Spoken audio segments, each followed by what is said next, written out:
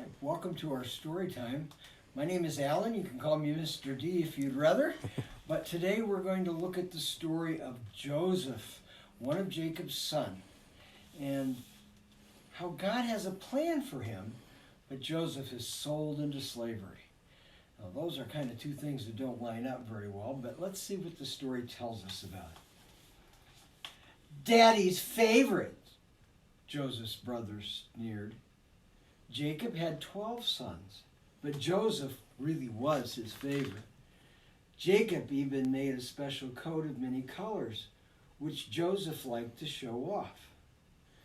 Joseph told his brothers, "Last night I dreamed that you would all bow down to me."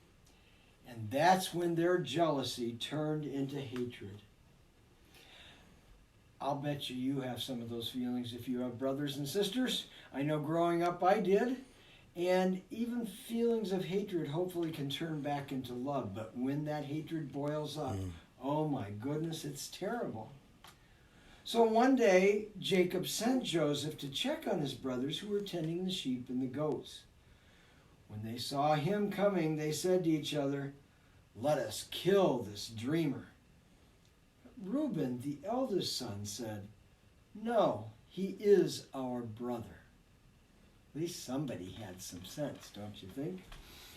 But the others grabbed him and ripped off his coat and dipped it in blood and took it to their father Jacob. "A wild animal killed your son," they told him. And Jacob was heartbroken and tore his clothes and cried for many days.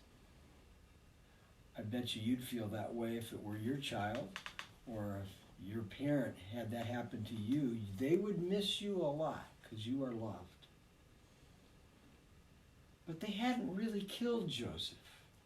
They sold him to strangers who took him to be a slave far away in a land called Egypt. And Joseph was scared and did not understand why this was happening.